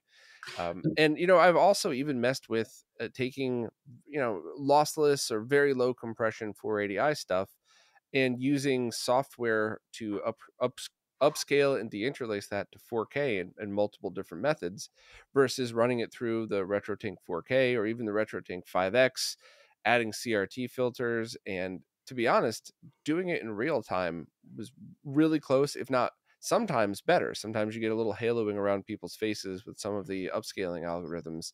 So keeping it in 480i and using whatever scaler box you currently have to bring it up to speed is certainly something that it will be probably the best for people. I did an interview a while back with somebody who made software that just kind of interfaces with a lot of the FFmpeg. It's basically I don't want to insult Simon, but it's basically a GUI for all of that command line stuff. It's a bit more than that. So if your goal is to put something up on YouTube, you're going to probably want to put that in 720 or 1080. So pre-scaling, it's fine. But this all goes back to, that's not what I would have told you 10 years ago. That's definitely not what I'm going to tell you 10 years from now. And as long as you have that original archive, it doesn't matter. But people do definitely need clear next steps, because after investing the time and the money to do all this, they actually want to show people their videos. And if it looks just as bad as if they used that crappy capture card that I used, it's pointless, right? So that is definitely something I need to do for a follow-up. I would argue with the expression pointless. I mean, if I capture a LaserDisc right now using the Domesday Duplicator, and Chad's software makes a terrible attempt at, God forbid, makes a terrible attempt at decoding it, it's not pointless, because I have a copy of the LaserDisc. I mean, this is the big difference between RF capture and all other methods, is that I still have a preserved copy. LD Decode has got nothing to do with preservation. LD Decode is, and I'm not insulting Chad here, but this is like, look at it physically. The LD Decode does not preserve anything. The only thing it does is take a preserved copy of something and turn it back into something that's useful. But that's not preservation. Preservation is the initial image of the disc. And it's the same when you look at VHS tapes. If you capture an RF copy of the tape, what the heads inside the player see, then you have preserved it. What happens next is just convenience to emulate it, to play it back, to watch it, to put it on your 4K TV or whatever. None of that is preservation. That is just a process that makes it useful. But usefulness is not the same as preservation. Now, I do have a disclaimer to make, because a lot of the time people come up to me with discs that don't decode right. It's because there's an actual skip in the playback. And that is in the RF file and can't be worked around. That's true, unless you have another copy from the same master, in which case you can stack them. But the thing is that if the playback skipped, you still have a preserved copy of what the player saw at that point in time. This is why you calibrate players to try to get around it. And we can process out the skips by doing various sorts of things. But I mean, it is important that the chicken and the egg when we started this project was that I had a capture system that I was pretty sure was preserving laserdiscs. But as Chad rightly points out, you have to test that theory. I mean, unless you can decode that stuff into something usable, how do you know that the original capture was good? How do you know there's no skips in it, for example? So it does play a part in preservation, but LD Decode acts as a test of the preserved copy in that case. So I capture something, then I decode it to make sure that the capture was good. But the decoding is not the preservation. It's a separate action. And it's the same with the VHS tapes. You have to step back from this traditional way of I play the tape, I capture what comes out the RCAs, because that is not what is happening here. The only point of preservation is when you capture the raw RF information coming off that medium. Once you have that, you have it. It's totally useless, but you have a copy of the tape. It's only then when you decode it that you have to make all of these other decisions, which before you had to make at the same time that you were capturing. You had to make a decision on how you mangled and effectively destroyed the original information, because that's what you're doing. When you process it in an analog chain, with all the best equipment in the world, you are destroying the information that was on that disk in one way or another. Where with the LD Decode process, you capture and then you run it through LD Decode, and you can make all the decisions about how you mangle and destroy it into something useful later on. But that's what you're doing. I mean, whatever you do to an original analog source will make it worse. That's just mathematics. I mean, the universe says this. It's the laws of physics, Scotty, that if you run through the stuff, you're making it worse. So, and that's why I was talking earlier on about the ultimate thing with a VHS capture would be to capture all of the information in different sampling chains, if you like, that are all synchronized together, because then you have an exact copy of the original source, which you can then later on decode. It's not the same problem domain as the other ways of getting video, of capturing video. It doesn't work the same way. And it is, I mean, to be kind of arrogant about it, it's better. It's better because once you've captured it, you have a preserved copy. Everything else is unimportant. It's just convenient. And that convenience... I think that's something most people can visualize, because even in the music world, right? How many bands who have recorded albums had to record it 50 times because the setting on their amp wasn't right? Whereas now you plug your guitar into a really good quality interface, you record everything clean, and then you just reamp that. So you don't like amp sounds, you already got your perfect performance. So I think it's very easy to visualize. While I always go to music because I'm a wannabe musician, it's there's a million different things that you could analogies you could put. So yeah, that's totally right.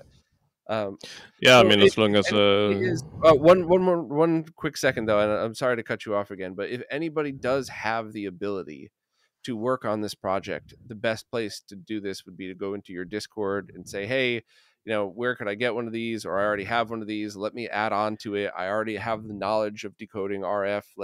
So it's really just focused on your Discord and getting in touch with the people there who are working on it, right? Yeah, and we have extensive wikis as well. I mean, Chad will say about my anal behavior when it comes to documenting things. Like, everything is documented. There are procedures for everything. Everything is written down. Whatever you're interested in, you can pick it up on the wiki, and you can read a lot of information about it. And if you think the wiki is bad, we want to hear that too, because the wiki should not be bad. The wiki should be a singular source of information for the VHS decode side, the LD decode side, the tool chains. Everything is described in great detail. And that means if you want to actually help developing it, you can look at that part of the wiki. If you want help on how to get going, get the system set up, and get decoding, there's another part of the wiki that's been written by people that are good at this stuff that guide you through that stuff. So we have made a lot of effort in the project to make sure that anyone that wants to join in, of course, you can come to the Discord server and ask us. But the first step we will point you straight back to the wiki and say, have you read these pages? Because most of the information is already there to get you going.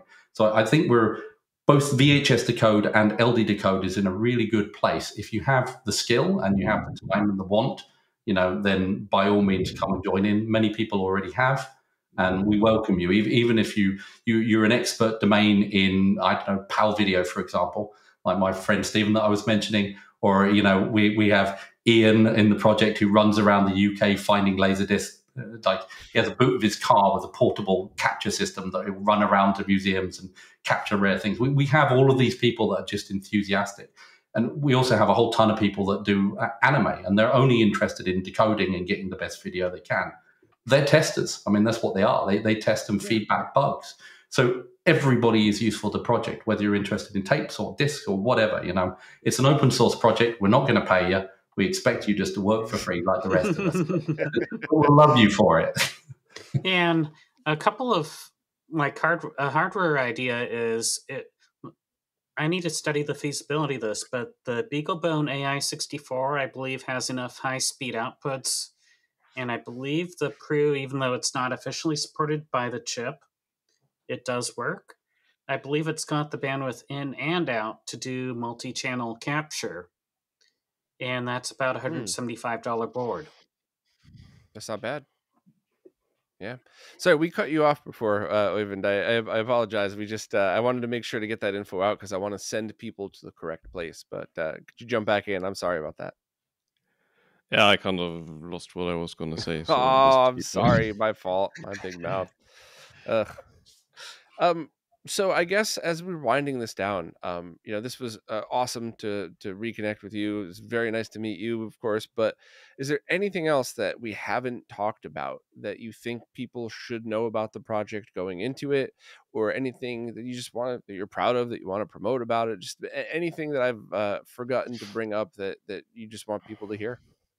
Well, I want to thank Øyvind for digging in and understanding the code enough to write the VHS version and give me some really helpful tips. Like a lot of the recent performance optimizations are from ideas you had. Okay, get rid of the multiprocessing. Go to 32-bit processing. Those really helped. Thanks.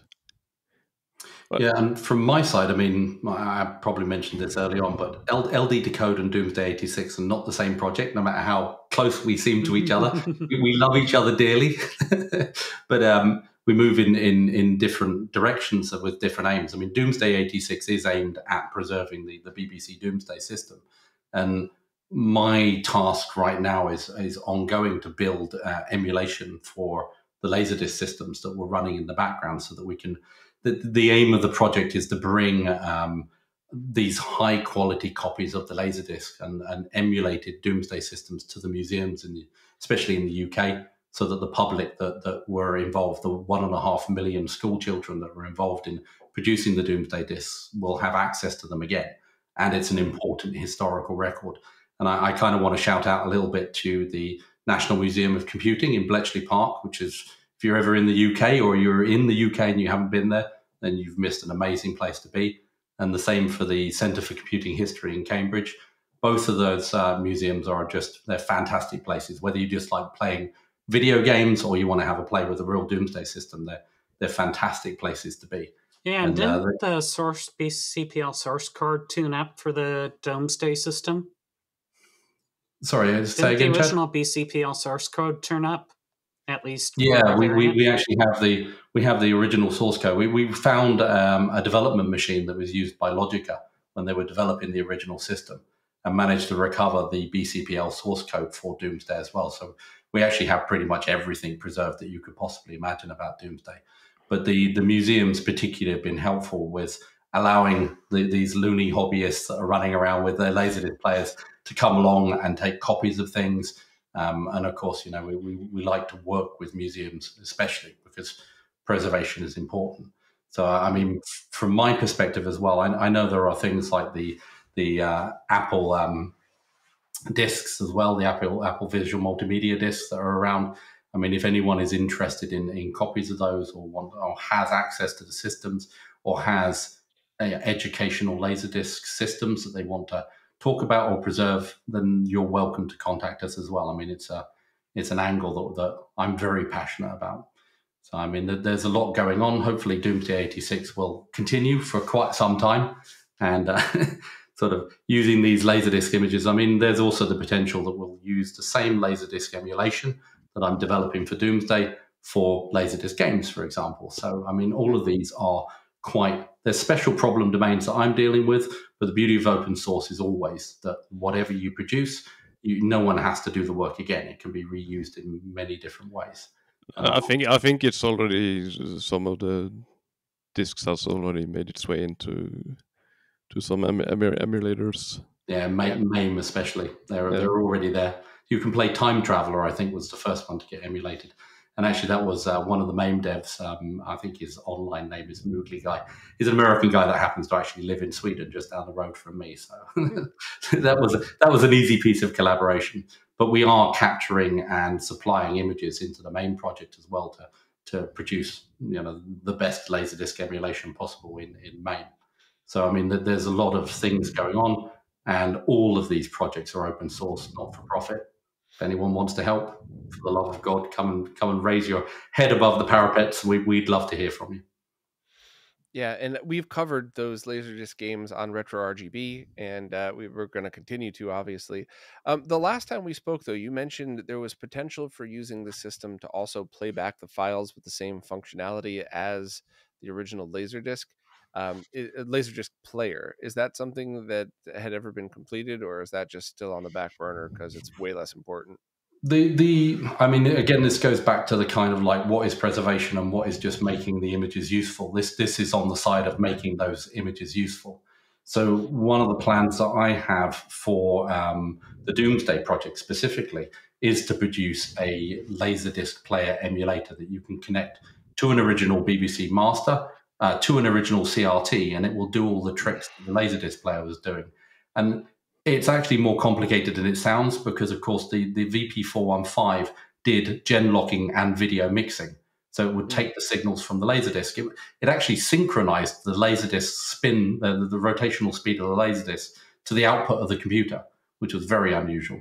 So that's how it actually did the gen locking. It would actually slow down or speed up the disk depending on the computer's output, and then overlay the signal onto it so that you could display the maps and the pictures and the text from the computer. So one of my aims is to try to produce an open source system that can replicate those sorts of tricks cheaply and in the digital domain. This goes back to cheap and good. It's kind of difficult to achieve. It's easy to do if you want to throw a lot of money at it. It's a little bit more difficult if your target is 100 quid. So it's kind of, or $150. I mean, so that is something I'm actively working on right now. I have in the other room a big pile of FPGAs pumping through video signals from our Raspberry Pis and all sorts of things, trying to find a way of solving that problem. So, I mean, and again, that's an open source project. And it's applicable to arcade systems too. I mean, if you've got, there are already like the Daphne emulator, I believe it is, from Matt Owen, who's another contributor to the LD Decode project. I mean, but there are other LaserDisc systems and other LaserDisc games and other educational systems and all sorts of things out there that can benefit from that. So it's absolutely part of the aim of Doomsday 86 to produce some form of LaserDisc emulation system. I mean, that ties into another aspect I just wanted to briefly touch on as well. I mean, one of the things that both LE Decode and VHS Decode made, and doing RF capture this way makes easier compared to capturing conventionally is sort of looking at the non-visible parts of the video signal. So I guess you probably know a bit about this, but in an analog video signal, you have the sort of blanking part of the signal, which is used to bring the the part in the what's it called? The electron beam back to the raster corner. Yeah, the raster scanning. Right. Yeah. Yeah. So typically, like it was often used to put various other bits of information, like teletext in Europe particularly, and I know the laser discs often have a bunch of other data as well. So I think the Domesday discs use that a fair bit, like as well. Yeah, most Maybe laser that was discs have test signals that are really good for calibrating and seeing the quality of the disc. Yeah, and BBC Garden Birds actually has teletext on the Laserdisc too. So that there's a lot of data that's in between the video on all of these that actually the capture system captures, which traditional capture systems do not. So there's the good thing. It goes back to the RF capture. RF capture just captures everything the laser sees, whether LD Decode understands it or not, or VHS Decode understands it or not. It's captured. And that I mean, you can capture to some extent this area with a normal capture card, but it's usually kind of clunky to do, and it doesn't capture it in the same stream as the normal video signal. So it's I just realized you could do some interesting spy data transmission stuff using bands of RF. Like the CIA or somebody could have put extra data on a videotape that you could have a plumb ordinary looking VCR. You'd have to open it up and plug a serial port in, and then you could put data on the tape and it would just look like any other tape. I mean, we're already seeing a bunch of like branding or not brands, but there's like text in the VBI area that you wouldn't see normally on a bunch of commercial tapes, like, and that's also where they put like the copy protection signals, which is interesting. Yeah, I mean, it's the same thing on even on the Domesday discs. If you look at the Philips user code that's on the discs, the way the system identifies what disc is currently in there is that in the lead-in information, which is before the real video, there's actually a user code burnt onto the disc, and it's 1066 on one side of the disc, which was the year of the Norman invasion that caused the Domesday project originally in the 10th century, the 11th century. And then on the other side of this, it's 1986, which was the year the BBC produced it. So, I mean, it's not useful, but it is fun. And that stuff has to be preserved as well. It's part of the original fabric of that material. I mean, there's a different project that's sort of tangentially related, which there's a guy or a different open source project that does sort of teletext recovery from VHS tapes. So they do it with more conventional capture methods, but they've also tested it a bit with RF capture as well, which is interesting. So that's sort of reading that sort of data, and even though like from like a normal teletext decoder can't fully capture or decode the teletext signal from a VHS tape, but by using various filtering and tricks, they manage to sort of, by using a long recording, they can sort of get a full teletext. I don't know what you call it, set from recordings, which is kind of cool. And just to sort of like, just if I was to dream into the future of this style of capture as well, just to sort of give you an idea of what goes on in my probably quite strange head. But I mean, RF capture too, because you're not playing the source back in real time. You don't need to play the source back in real time to do RF capture. And actually, the slower you play something, the lower the frequencies become. Funnily enough, a bit like if you play a 45 record on 33. Maybe that shows my age, but you know what I mean. When you play something slower, the frequencies become lower. So actually, in my strange brain, I mean, especially with things like VHS players and those sorts of things, even with LaserDiscs, I mean, in the future there will be the ability to 3D print these things and build custom players. I mean, if you imagine printing a transport for a VHS player that has very accurate stepper motor control, you could actually then play the tape at a very controlled lower speed. And that would drop all the frequencies and would mean that it would be easier and cheaper to capture in high quality, because if you drop the frequencies, you drop the sampling rate requirements. So, I mean, with that and laserdiscs and CDs and all those sorts of things, there is the potential in the future with this style of capture to produce custom players that run those tapes not in real time. And if you do that, you can actually, without spending any money, get better quality capture for less cash, basically. So I think there's a lot of interesting science, if you like, that floats around these ideas of doing RF captures. I actually saw that there was some firm that was trying the opposite and playing tapes faster, but I think they gave up on it, and they're now making like this. They ended up just making this composite thingy that they're selling to digitizing firms. But yeah, Sure. So I just completely forgot what I was going to say. I'm sorry. Oh wait, yes, Simon. Last time we talked, you said that theoretically speaking, somebody could come up with a scanner someday, like a paper scanner that could actually scan a laser disc and get the same amount of detail. Yep. I think you said something like 10 years before that technology would be feasible, but that was just a guess, like just kind of pontificating. Is that grown since in the past 5 years? I think, I mean, like, everybody tells you things that can't be done. I mean, whenever you come up with an idea, there's 1,000 people that will tell you why it's a stupid idea.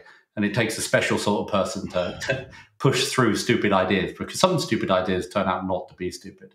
So, I mean, I actually have a couple of theories. One on the laserdisc side that we spoke about last time, which is if you have a camera that's accurate enough, or a scanning electron microscope, or whatever it is, I mean, you can take a picture of a disc. And if you have a picture of a disc so that you can see the pits, I mean, all the Domesday Duplicator is doing at the moment is it takes a linear photo of the track. That's really what it is. It's optical information. And there's nothing to stop you from capturing that disc all at once if you had a higher quality enough microscope or whatever you use to image it. But also, interestingly, I mean, one of the big issues with VHS capture or tape capture in general is you have to touch the tape. But magnetic flux, I mean, it doesn't require touch. You can have an accurate enough sensor that floats above the tape, being able to pick it up without touching it. I mean, you could even imagine systems where the head kind of shakes up and down and you interpolate the flux information to increase the resolution. A bit like if you have a picture and you shake it up and down, you can actually recreate the original image, even if you don't have a blurry thing to start with. All of this stuff is theoretically possible with magnetic flux. I mean, there are actually some images of flux scans of magnetic tapes out there, but probably extremely expensive equipment. Extremely, yeah. But duplicating a laserdisc was infinitely more expensive until Chad and I decided to make it cheap. Yeah, I mean, these things just require they just require a happy idiot with time and drive to get it done. But I think things like a low speed, if you're moving the tape at quite low speed, for example, and you lower all the frequency requirements and you have more time, yeah, maybe you shake the head up and down using Hall effect sensors, you could effectively build a VHS player that doesn't need to touch the tape. I mean, there was I saw some article about the Japanese firm that was built, or at least trying to build some sort of scanning thing for VHS tapes, but I don't know if it went anywhere. Those guys need to make money. That's the big difference. When you don't, exactly. So I don't know if you can be a bit more crazy. But I mean, this is just like with all projects. Dream big. Don't listen to the naysayers. I mean, the great thing about open source is that you don't have to have a commercial product at the end of the day. You just have to have something that makes you happy.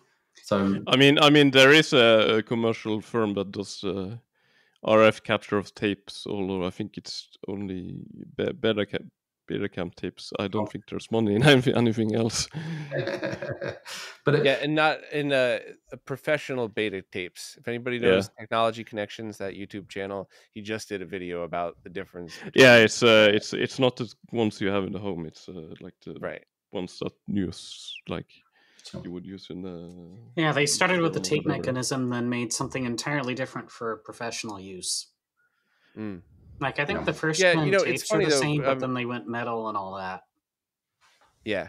I mean, it would take a big project like Doomsday 86. It would take a huge project for a company to be able, or a country to commission a player made to do that kind of scanning, because that is way over what hobbyists could put together. And but Simon, obviously that's not an insult towards your project. I'm just saying, that is manufacturing every piece of equipment from scratch. So I almost think a homebrew hack solution, like grab these players, pull the parts out of these. We're going to, put them in our new device, but you're essentially using a lot of the, I mean, have to take some creative nerding to make that happen.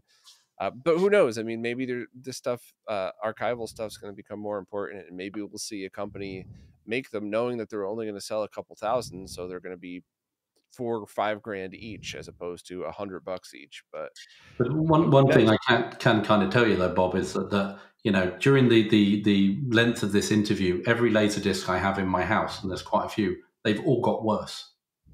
I mean, if I capture them at the start of this interview and I capture them now, they will have degraded.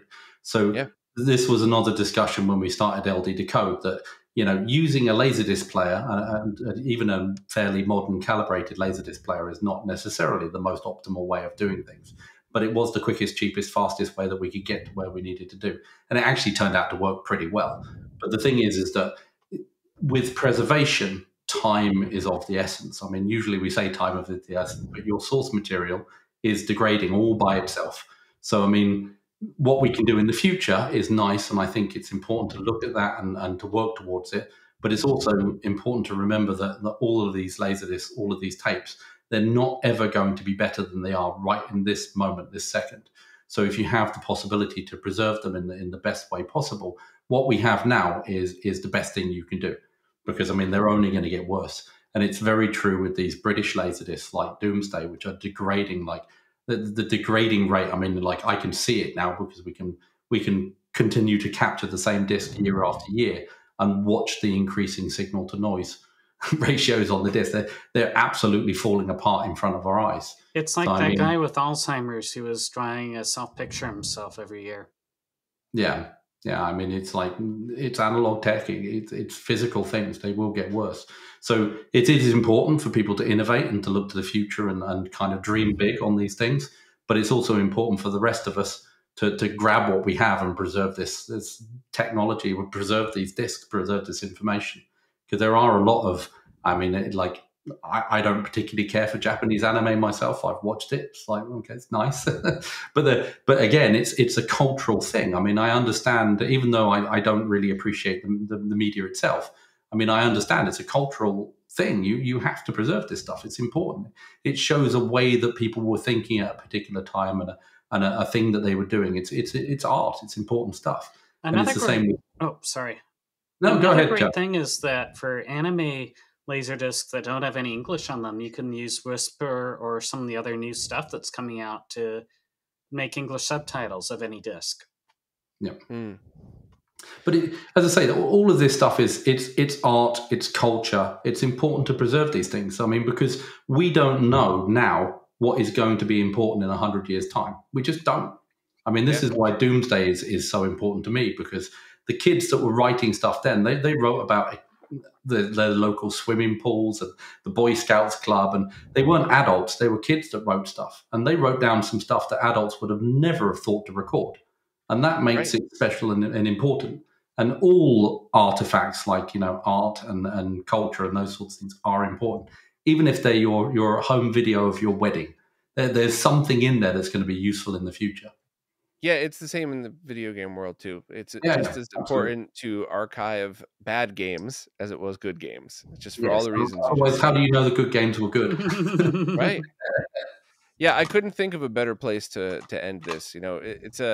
Archiving is important, but it's all a ticking time bomb, and it's better to do it than not have done it at all. So to your point, that one low quality clip I have of me as a kid that I said the tape broke, I'm so glad that I at least have that low quality clip versus playing it back and now there's no way to get it.